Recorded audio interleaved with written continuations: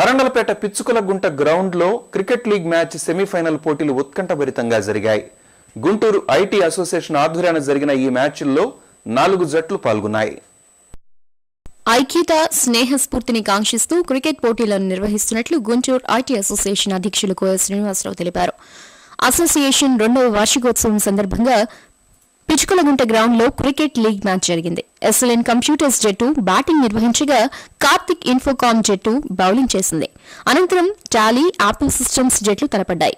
ఈ సందర్భంగా శ్రీనివాసరావు మాట్లాడుతూ computer dealers and service engineers సహకారంతో ఐటీ ఇంజనీర్లకు సెమీఫైనల్ నిర్వహించామన్నారు.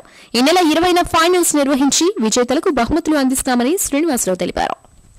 3 వారాల పాటు ఈ క్రికెట్ జరుగుతుంది. లాస్ట్ వారం, ఈ వారం, next 20th Sunday JKC college గ్రౌండ్లో జరుగుతుంది. 4 టీంలు చాలా అగ్రెసివ్గా స్పోర్టివ్గా తీసుకొని ఆడుతున్నాము. చాలా సంతోషంగా ఉంది తెలియజేయడానికి కోసం.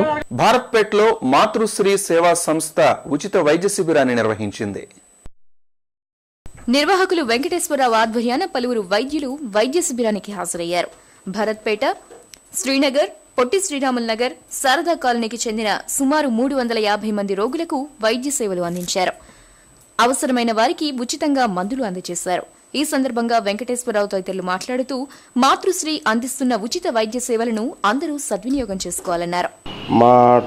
మా సమితి సేవలు వినియోగించుకోవడానికి సీనియర్ సిటిజన్ అసోసియేషన్ ఆధ్వర్యంలో ఈ రోజున మా ట్రస్ట్ తరఫున మేము ఈ మెడికల్ క్యాంపు చేయడం జరిగింది. ఇక్కడ ఈ దగ్గర 300 మంది వచ్చేసి ఈ ఉచిత సేవలు వినియోగించుకుని ఉచితంగా మందులు కూడా పంపిణీ కార్యక్రమం చేపట్టాము. వెంకటేశ్వర గారు ప్రోత్సాహంతో మాతృశ్రీ గురుసేవ సమితి ఆధ్వర్యంలో ఈరోజు ఈ ఫ్రీ మెడికల్ క్యాంప్ జరిగింది. దాదాపు 305 మంది వచ్చి ఫ్రీగా మెడిసిన్స్ పొందారు. ఈ ప్రోగ్రాం చాలా సక్సెస్ఫుల్గా జరిగింది. డాక్టర్లు అన్ని స్పెషలిస్టులు 19 మంది డాక్టర్లు వచ్చారు. 9 మంది వచ్చారు. శ్యామనగర్ శ్రీ సంతోషిమాత ఆలయంలో శ్రీమద్ భాగవత సప్తాహ జ్ఞాన యజ్ఞ మహోత్సవాలు వైభవంగా సాగుతున్నాయి. బ్రహ్మశ్రీ సామవేదం షణ్ముఖ శర్మచే సాగుతున్న ప్రవచన కార్యక్రమానికి భక్తులు విశేషంగా హాజరవుతున్నారు. ఈ సందర్భంగా కార్యక్రమ నిర్వాహకులు మైసూరారెడ్డి మాట్లాడుతూ ఈ నెల 12 నుండి 18వ తేదీ వరకు శ్రీ సంతోషిమాత ఆలయంలో జరిగే భాగవత సప్తాహ జ్ఞానయజ్ఞ కార్యక్రమంలో భక్తులంతా పాల్గొని జయప్రదం చేయాలన్నారు. శ్రీ అభయాంజనేయ స్వామి ఉమామేశ్వరాలయము షిర్డీ సాయిబాబా నవగ్రహములు గల ఆలయ ప్రాంగణంలో భాగవతము చెప్పడం జరుగుతున్నది. భాగవత ప్రచురణకర్తలు బ్రహ్మశ్రీ సామవేదం షణ్ముఖ శర్మ గారిచే భాగవత ప్రవచనము చెప్పబడుచున్నది. కావున భక్తులందరూ విరిగా వస్తున్నారు. ఇప్పటికీ కావున ఇంకా ఎక్కువ మంది వచ్చి ఆ భాగవతం విని ధరించి ఈ నెల 16న శ్రీ వెంకటేశ్వర విజ్ఞాన మందిరంలో నవ్యాంధ్ర వికలాంగుల ఆత్మీయ సమ్మేళనం నిర్వహిస్తున్నట్లు ఏపీ వికలాంగుల సంక్షేమ సంఘం వెల్లడించింది. ఆదివారం నగరంలో ఏర్పాటు చేసిన విలేకరుల సమావేశంలో సంఘం అధ్యక్షులు నీలా జోజిబాబు మాట్లాడారు. సీమాంధ్రలోని 13 జిల్లాల వికలాంగుల ఐక్యత, హక్కుల సాధన కోసం రాష్ట్ర స్థాయి వికలాంగుల ఆత్మీయ సమ్మేళనం నిర్వహిస్తున్నామన్నారు. 16న శ్రీ వెంకటేశ్వర విజ్ఞాన మందిరంలో జరిగే ఈ సమ్మేళనానికి యావత్ వికలాంగులంతా హాజరై జయప్రదం చేయాలని జోజిబాబు పిలుపునిచ్చారు. ముఖ్యంగా వికలాంగులు ఆర్థిక, రాజకీయ, సాంఘిక అనేక రంగాల్లో కూడా వెనుకబడి ఉన్నారు. ముఖ్యంగా వికలాంగులు అనేక సమస్యల మీద ఇబ్బందులు పడుతున్నారు.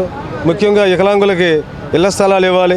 అదేవిధంగా మరి వికలాంగులకి 500 రూపాయల నుంచి పెన్షన్ 1500 రూపాయలు పెరిగిన మాట వాస్తవమే, కానీ అయినప్పటికీ కూడా మరి పర్సంటేజీ ప్రకారం వికలాంగులకి మరి ఇవ్వటం మూలంగా కొంతమంది వికలాంగులకి అన్యాయం జరుగుతుంది. కాబట్టి ఈ స్లాబ్ సిస్టాన్ని తీసివేసి ప్రతి అర్హుడైన వికలాంగులందరూ కూడా 1500 రూపాయలు పెన్షన్ ఇవ్వాలని చెప్పేసి, అదేవిధంగా బులెటిన్ ముగించే ముందు హెడ్లైన్స్ మరోసారి. వైభవంగా ముగిసిన నరసరావుపేట శతాబ్ది ఉత్సవాలు. చివరి రోజు వేడుకలకు గవర్నర్ హాజరు. కోటప్పకొండలో ప్రత్యేక పూజలు.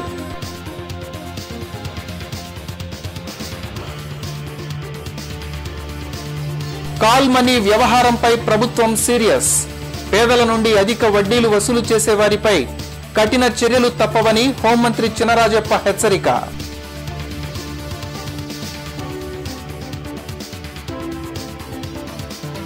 ఉత్సాహంగా సాగుతున్న జన చైతన్య యాత్ర, ప్రజల నుండి వినతులు స్వీకరిస్తున్న నేతలు.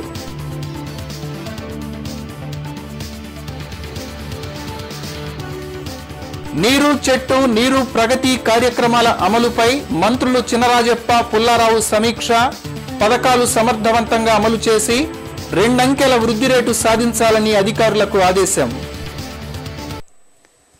ఇవి బులెటిన్ విశేషాలు. మరిన్ని అప్డేట్స్తో మరో బులెటిన్లో కలుద్దాం. నమస్కారం.